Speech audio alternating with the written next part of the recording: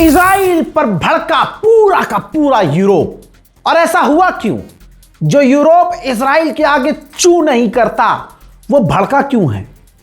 Europe के कई सारे देशों ने इजराइल के एम्बेसडर को समन कर लिया है। असल में फ्लोटिला काफिला से जुड़ा हुआ यह मामला है। फ्लोटिला जो काफिला गया था इजराइल की तरफ, 300 से ज्यादा इसके अंदर एक्टिविस्ट थे और तमाम एक्टिविस्ट यूरोप के अलग अलग देश से थे। सब इकट्ठा हुए, छोटे छोटे जहाज इकट्ठा हुए और वो फ्लोटिला काफिला इजराइल की तरफ आगे बढ़ रहा था, यानी गाजा की तरफ। इजराइल ने जाकर रोका और गिरफ्तार कर लिया। यहां तक तो आपको पता है, लेकिन पता है उनके साथ व्यवहार कैसा किया गया? आतंकवादियों के साथ जो व्यवहार नहीं किया जाता वो व्यवहार, वो सलूक उनके साथ किया गया। तमाम उन काफिले वालों को, फ्लोटिला वाले एक्टिविस्ट को इजराइल की सेना गिरफ्तार करके इजराइल ले गई। अब जरा आप ये मंजर देखिए, अल्लाह अकबर। ये जिनको पीटा जा रहा है, जिनको मारा जा रहा है, जिनको गालियां दी जा रही हैं, ये फ्लोटिला काफिले के एक्टिविस्ट थे। बेंजीवीर खुद वहां मौजूद था। इजराइल का हरामी से हरामी, इससे गंदा कोई नेता नहीं हो सकता। ये उस डिटेंशन सेंटर में गया। वहां आप देखिए कि इजराइल के अंदर उन एक्टिविस्ट, यूरोपियन एक्टिविस्ट के हाथ पैर बांधकर, लड़की हो, लड़का हो, बच्चा हो, बूढ़ा बुजुर्ग हो, कोई भी हो, उनके हाथ पैर को बांधा गया। आतंकवादियों की तरह उनके सर को झुकाकर रखा गया और काफी टॉर्चर किया गया, यानी जितना वो टॉर्चर कर सकते थे। ठीक है, ये वीडियो देखिए। और ये वीडियो खुद इस हरामी नेता ने, बेंजीवीर ने खुद जारी कर दिया, खुद इसको सोशल मीडिया पर पोस्ट कर दिया, जिसके अंदर ये गालियां बक रहा है, गंदी बातें कह रहा है और उल्टा सीधा बोल रहा है। अब ये वीडियो वायरल होती है, यूरोप तक पहुंचती है, यूरोप आग बबूला हो जाता है। यूरोप के कई सारे देशों ने देखते ही देखते इजराइल के एम्बेसडर को समन कर दिया। इजराइल पर दबाव बनने लगा और इजराइल की पूरी मट्टी पलीत हो गई। इजराइल के कट्टरवादी नेता बेंजीवीर और इजराइल की फौज ने जो ये काम किया, इससे और बेड़ा गर्क हो गया। जो पैसा मिलियंस बिलियंस और डॉलर इजराइल खर्च कर रहा है अपनी इमेज साफ करने को, इंटरनेशनल एक्टिविस्ट के साथ ऐसा व्यवहार सलूक करके इजराइल ने अपना पूरा बेड़ा गर्क कर दिया। अब इसके बाद हुआ क्या, ये ट्वीट देखिए। नेतन्याहू भी भड़क गया। जी हां, नेतन्याहू ने कहा कि जो बेंजीवीर ने किया है ये सरासर गलत है, हम ऐसा नहीं कर सकते। मतलब अब तो उससे बोलना पड़ेगा ना कि हम इंसानियत के खिलाफ, ह्यूमन राइट के खिलाफ ऐसा नहीं कर सकते हैं। बहरहाल प्राइम मिनिस्टर ऑफ इजराइल के ऑफिशियल अकाउंट से बेंजीवीर की आलोचना की गई और कहा गया जो हुआ है यह गलत हुआ है। सिर्फ इतना ही नहीं, आप ये देखिए, इजराइल के विदेश मंत्री ने उस वीडियो को रीट्वीट करते हुए आलोचना की कि ये बेंजीवीर ने किया है, ये जो इंटरनेशनल एक्टिविस्ट के साथ किया गया है सलूक, ये गलत है। आप जानते हैं कि नेतन्याहू और विदेश मंत्री भी यही काम करते, लेकिन क्योंकि ये ऑन कैमरा हो गया तो इजराइल को और इजराइल के विदेश मंत्री को, यानी इजराइल के प्रधानमंत्री, इजराइल के विदेश मंत्री को आलोचना करनी पड़ी। पूरी दुनिया में और खासकर यूरोप में इजराइल नंगा हो गया। उधर इजराइल ने गाजा पर भी फिर से हमला किया, परसों भी किया, कल भी किया, आज फिर से किया। देखिए,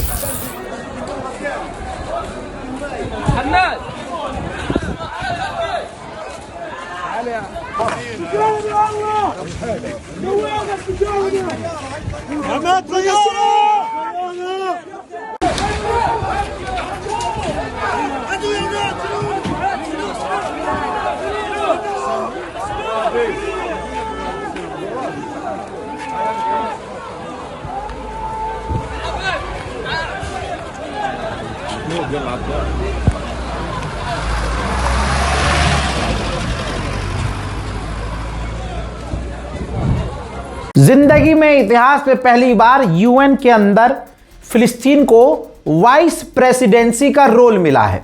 वाइस प्रेसिडेंट बनकर बैठेगा फिलिस्तीन। अब अमेरिका धमकी दे रहा है फिलिस्तीन अथॉरिटी को कि ना तुम यूएन के अंदर इस मीटिंग में शामिल ना होना। वाइस प्रेसिडेंसी तो दूर की बात, तुम इस मीटिंग में शामिल ही नहीं होना, क्योंकि अगर दोस्तों फिलिस्तीन वाइस प्रेसिडेंट बन जाता है यूएन में तो आपको पता है फिलिस्तीन की आवाज़ बुलंद होगी, इजराइल की आलोचना होगी और यूएन के कई सारे देश इजराइल के खिलाफ बयान देंगे। तो ऊपर से पीछे तक का जोर अमेरिका लगा रहा है और फिलिस्तीन को धमकी दे रहा है कि कोई भी फिलिस्तीनी यूएन के वाइस प्रेसिडेंसी को एक्सेप्ट करके यूएन में शामिल नहीं होगा, यूएन की मीटिंग में नहीं जाएगा। वहीं सोमालिया लैंड ने जेरूशलम में अपनी एम्बेसी खोल ली है। सोमालिया लैंड को सिर्फ इजराइल ने मान्यता दी है और अभी किसी ने मान्यता नहीं दी है। चेक रिपब्लिक ने कहा है कि यूरोपीय यूनियन अगर इजराइल पर किसी भी तरह की पाबंदी लगाता है, इजराइल से ट्रेड पर पाबंदी लगाता है, बिजनेस पर पाबंदी लगाता है, तो हम इजराइल की मदद करेंगे और उस बैन को रोकेंगे, पाबंदी लगने से रोकेंगे। उधर इजराइल के एक ब्रिगेडियर ने ऐलान किया है, बल्कि यूं कहूं वार्न किया है कि अगर हमने मोबिलाइजेशन एक्सपेंड नहीं किया, आम लोगों को ज़्यादा से ज़्यादा फौज में भर्ती नहीं किया, तो हमारी फोर्स आइडिया फोर्सेस कोलैप्स हो जाएगी, हमारी फौज तितर बितर हो जाएगी। उधर आदत से मजबूर इजराइल ने यह सीज फायर का उल्लंघन फिर से किया और कौन सा यह सीज फायर है अल्लाह जाने। एक बार फिर से लेबनान पर इजराइल ने खौफनाक हमले किए, हमले के बाद का मंजर आपके सामने।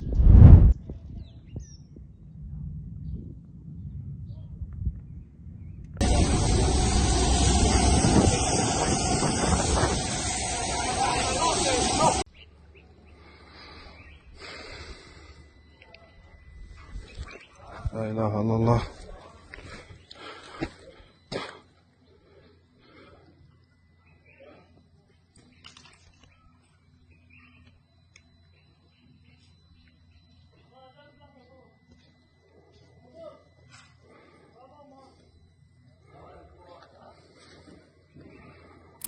अल्लाहु अकबर। उधर हिजबुल्लाह के द्वारा लॉन्च किए गए रॉकेट इजराइल के इलाकों में नजर आए हैं।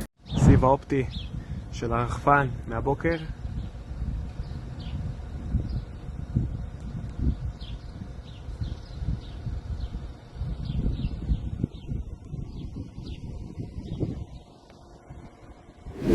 लेबनान के अंदर सीनियर आईडीएफ का कमांडर जो लेबनान में था, हिजबुल्लाह के हमले में छिल गया है, बुरी तरह से घायल हुआ है। डोनाल्ड ट्रंप ने नेतन्याहू को इन्फॉर्म किया कि मीडिएटर्स एक लेटर तैयार कर रहे हैं, फॉर्मल लेटर, जिस लेटर पर अमेरिका और ईरान दोनों साइन कर देंगे।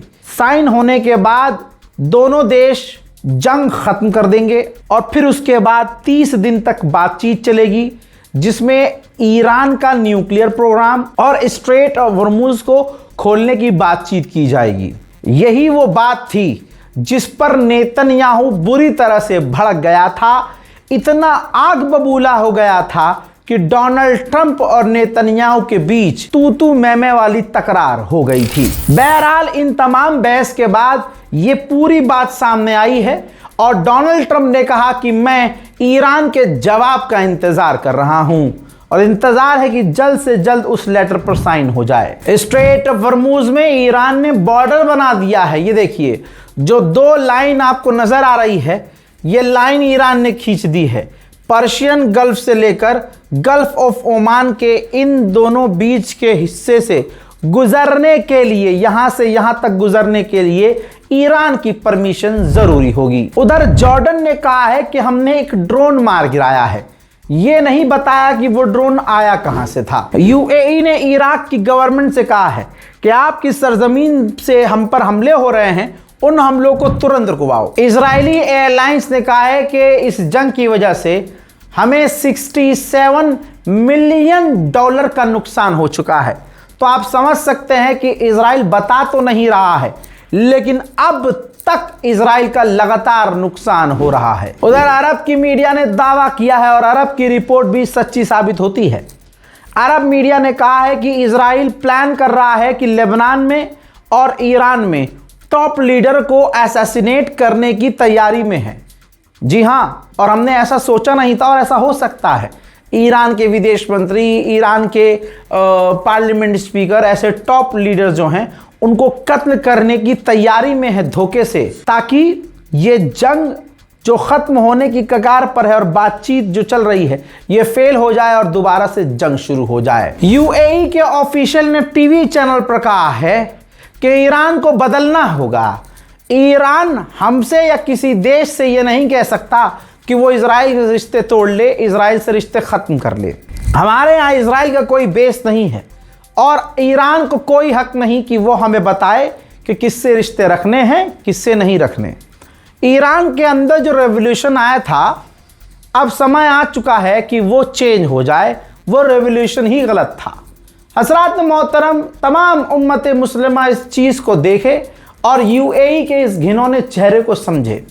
जब ईरान में नंगापन था, जब लड़कियां, अमेरिका से भी पहले ईरान में नंगापन था शाह के ज़माने में, तब रेवोल्यूशन आया और वहाँ इस्लामी कानून आया, वहाँ सब कुछ बदल गया और आज ईरान रिपब्लिक ऑफ ईरान बन गया, इस्लामिक कानून बन गया वहाँ सब कुछ। यूएई का गवर्नमेंट ऑफिशियल क्या कह रहा है कि ये अच्छा नहीं हुआ था।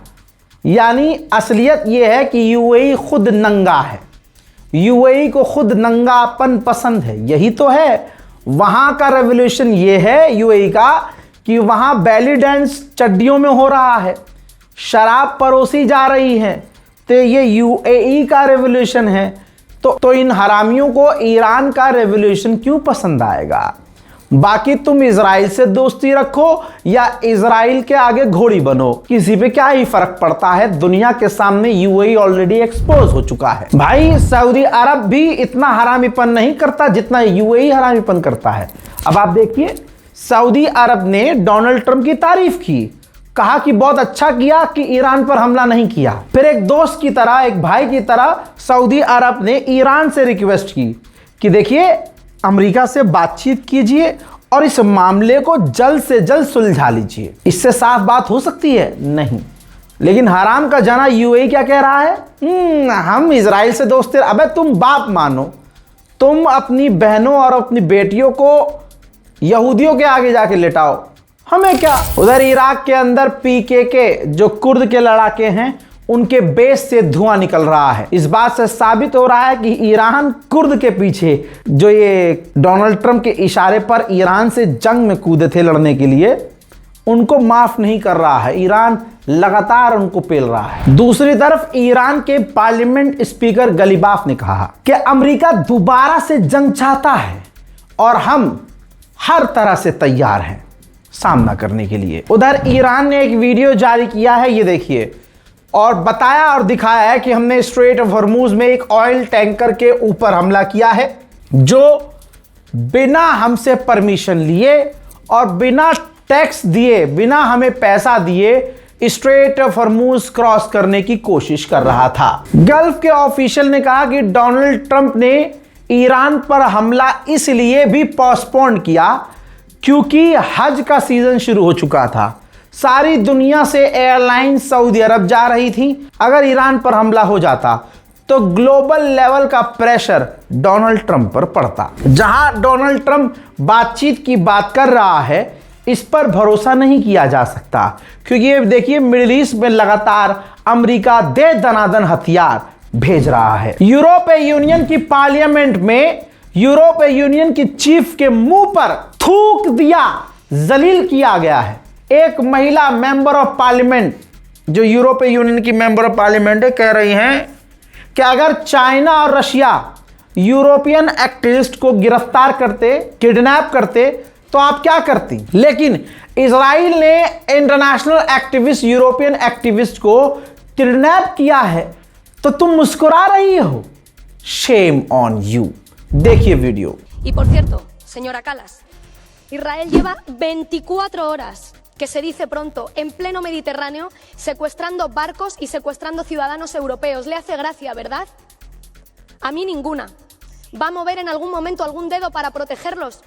Son ciudadanos europeos. ¿Qué haría usted si fuese Irán, si fuese Rusia quien se planta en medio del Mediterráneo? para secuestrar a ciudadanos europeos. Pero como es Israel, sonríe y mira para otro lado. उधर UAE जो दूसरी pipeline बना रहा है, straight of Hormuz का जो option बना रहा है दूसरा, वो लगभग 50% उसका काम पूरा हो चुका है। ब्रिटेन की सरकार अपनी सुपरमार्केट से कहने वाली है दूध, अंडे और ब्रेड के दाम मत बढ़ाना, और यहां हमारा मोदी हमें बोल के गया है कि बाहर घूमने मत जाना, और खुद ट्रिप पे निकल गया। नेपाल में पेट्रोल के दाम सस्ते हो रहे हैं, हमारे यहां महंगे हो रहे हैं। पहनने के लिए ढंग का हेलमेट नहीं है गणभक्तों के पास, लेकिन कह रहे हैं कोई बात नहीं देखी होगी आपने वीडियो, कोई बात नहीं जी, अरे मोदी है तो मुमकिन है मोदी जी के साथ, अरे 500 रुपया हो जाए, अबे दिहाड़ी तेरी 500 की नहीं है, चले मोदी जी मुमकिन है, मोदी चड्डी फटी है, नाड़ा खुला है, धोती जली है, लेकिन गणभक्त सिर्फ मोदी मोदी कर रहा है। वहां जाकर मेलोनी को मेलोडी दे दी तो भाई साहब वो कितना बढ़िया काम कर दिया, अरे बाप रे बाप। अरे भाई पार्ले के साथ कोई एग्रीमेंट किया था क्या मोदी ने? पार्ले कंपनी का ही है ना मेलोडी। और भाई साहब मेलोडी मार्केट से खत्म हो गई, और ये और भड़वागिरी किसे कहते हैं आप? भड़वागिरी देखना चाहते हैं? गोदी मीडिया की भड़वागिरी। नीट एग्जाम पेपर लीक हुआ, इस पर कोई डिस्कशन नहीं। महिलाओं को कत्ल किया जा रहा है, बलात्कार हो रहा है, कोई डिस्कशन नहीं। अभी हाल फिलहाल में दहेज के लिए कितनी हमारी बेटियों को कत्ल कर दिया गया, संदिग्ध मौतें हुई, कोई डिस्कशन नहीं। टीवी चैनल पर मेन मुद्दा क्या है? भड़वागिरी खाने वाली महिला पत्रकार मेलोडी खा रही हैं और उस पर रात को 9 बजे प्राइम टाइम शो कर रही हैं। मेलोडी इतनी चॉकलेटी क्यों है? मेलोडी ऑनलाइन मिलनी इस समय मुश्किल हो गई है क्योंकि आउट ऑफ स्टॉक चल रही है। मेलोडी को लेकर इतना बवाल भी क्यों मच गया है इस देश के भीतर, और मेलोडी को लेकर किस तरह का संदेश इटली में जाकर दिया है प्रधानमंत्री नरेंद्र मोदी ने। ये मेलोडी आज क्या झालमुड़ी की तरह ही कुछ कमाल करने जा रही है, इसी पर दिखाने वाले हैं जनहित में खास पेशकश। मेरे साथ रात 9 बजे एबीपी न्यूज पर आप जरूर जुड़िएगा। जब तक चुनाव था तब तक सब कुछ सही था, चुनाव खत्म होते ही एकदम महंगाई आसमान पर। अभी भी लोग समझ नहीं रहे हैं, जनता समझ नहीं रही कि चल क्या रहा है। ये देखो, देश में 4 लाख बैरल एलपीजी सप्लाई घटी है, रिपोर्ट से हड़कंप मचा है। ऐसा लग रहा है कि बहुत जल्द हम लकड़ी चूल्हे वाले समझ रहे हैं, उस पे खाना बनाने की तरफ जा रहे हैं। हजरात जरा इस वीडियो को देखिए। जब एएनआई का कैमरा होता है और एएनआई के कैमरे से रिकॉर्डिंग होती है तो मोदी का टेलीप्रॉम्प्ट नजर नहीं आता है, ठीक है। लेकिन ये देखिए, जो वीडियो शेयर की है इटली की प्रधानमंत्री मेलोनी ने, उसके पहले ही शॉट में मोदी का टेलीप्रॉम्प्ट नजर आ रहा है। ये वो आदमी है जो हमारे मुल्क का प्रधानमंत्री है और एक शब्द टेलीप्रॉम्प्ट के बिना नहीं बोल पाता। हाँ ही हु। इसके अलावा विदेशी लड़की ने, विदेशी पत्रकार ने मोदी से सवाल क्या पूछ लिया? भारत के अंदर बैठा हुआ आरएसएस का कीड़ा, बीजेपी की गंदगी दिमाग में भरे हुए जहरीले लोगों ने उसका चरित्र हनन शुरू कर दिया। जरा ध्यान से देखो भाइयों, ये आदमी जगदीश उपासने, ये एडिटर है मैगजीन का, जैसे इंडिया टुडे और भी बड़े बड़े मैगजीन का। बीजेपी का भक्त है। ये जो है वाइस चांसलर भी रह चुका है यूनिवर्सिटी का। और आप सोचो, ये उस लड़की की बिकिनी की तस्वीर चिपका कर शेयर करता है और कह रहा है कि ये नॉर्वे की तथाकथित पत्रकार है जो आजकल भारत के कांग्रेस नीति, विपक्ष और उनके मीडिया इकोसिस्टम की आंखों का तारा बनी हुई है। ये बलवान मानसिकता, गंदी मानसिकता के लोग, इनको पहचानिए। यहां हिंदू मुसलमान की बात नहीं है, इनसे आपकी बहनें बेटियां तक सेफ नहीं हैं। आर माधवन को कौन नहीं जानता भाई? सभी जानते हैं। देशभक्ति वाली फिल्में बनाता है आर माधवन, बहुत देशभक्त बनता है। लेकिन ये खबर पढ़ लो, अपने बेटे के लिए छोड़ दिया है देश, दुबई शिफ्ट हो गया है। ये हिंदू समुदाय भारत में रहकर मुसलमानों को गालियां बकते हैं, लेकिन जैसे ही इनके पास पैसा आता है अपना पिछवाड़ा बचाकर तुरंत अरब देशों में शिफ्ट हो जाते हैं जाकर, क्योंकि इनको पता है कि भारत अब रहने लायक जगह नहीं बची है। इतनी गंद इन लोगों ने हिंदू मुसलमान के नाम पर फैला दी है कि इनकी औलादें, हमारी औलादें अब यहां पर सेफ नहीं हैं। अब हम गरीब हैं तो यहीं पिसेंगे, जिनके पास पैसा है वो बाहर निकलेंगे। लेकिन क्योंकि बॉलीवुड से पैसा कमाना है तो भारत में आके फिल्में बनाएंगे देशभक्ति वाली, लेकिन देश से निकल चुके होंगे। चल क्या रहा है भाई देश में? कॉकरोच जनता पार्टी 2 दिन के अंदर 8 मिलियन से ज्यादा फॉलोअर्स हासिल कर चुकी है। वहां मैनिफेस्टो तैयार है, प्रोपेगेंडा चल रहा है, उन अकाउंट हैक करने की, लॉगिन करने की, डिलीट करने की कोशिश की जा रही है। मोदी युवाओं से इतना डर गए कि उनके पिल्ले पालतू जानवर जो हैं लगे हैं डिलीट करने में, अकाउंट हैक करने में। अब उस पर कॉपीराइट भी मारेंगे।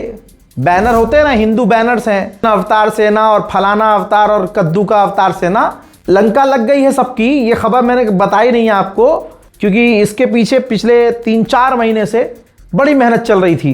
वो हिंदू संगठन, वो बैनर्स जो मिलियन वाले अकाउंट्स, मुसलमानों की आवाज, मुसलमान क्रिएटर्स को टारगेट करके आईडीज उड़ा रहे थे, फेक कॉपीराइट देकर, कुछ ना कुछ करके, माइक्रोसॉफ्ट आउटलुक ईमेल आईडी इस्तेमाल करके, अपने बाप के फोन और छोटे नाबालिग भाई की आईडी पर नंबर लेकर, बड़ा फ्रॉड करके, तिगड़ी लगाकर, घुमाकर वो बैन करते थे, कॉपीराइट मारते थे फर्जी तरीके से। उनका इलाज बहुत तगड़ा बांधा गया है। खुशखबरी मिलने वाली है, कई उठे हैं और अभी आगे और उठेंगे।